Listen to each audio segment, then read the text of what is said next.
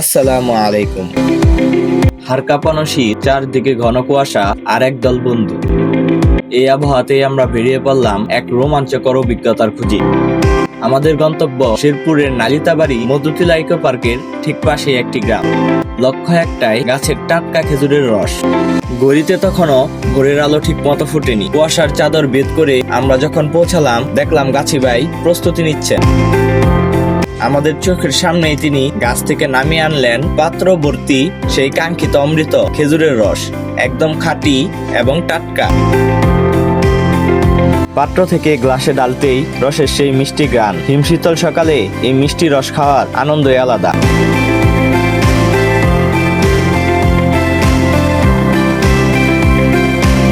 আমরা বন্ধুরা মিলে সেখানে তৃপ্তি করে রস খেলাম, আর বাড়ির সবার জন্য বোতলে ভরে সাথে নিয়ে নিলাম কিছুটা খাঁটি স্বাদ।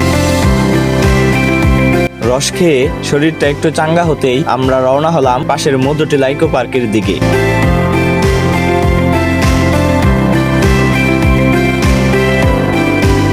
পাহাড় আর সবুজের মাঝে এই পার্কটি শীতের সকালে অন্যরকম এক রূপ ধারণ করে। পাহাড়ের উঁচু নিচু পথ ধরে হাঁটতে হাঁটতে আমরা প্রকৃতির সৌন্দর্য উপভোগ করলাম।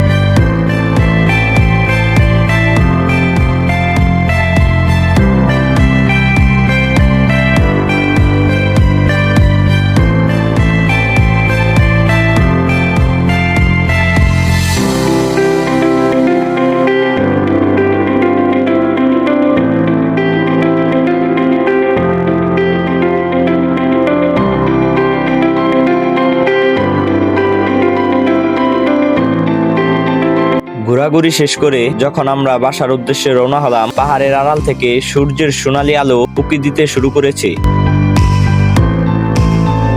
কুয়াশার রোদের সেই লুকোচুরি খেলা দেখতে দেখতে আমাদের গাড়ি এগিয়ে চললো আঁকাবাঁকা পাহাড়ি রাস্তা দিয়ে।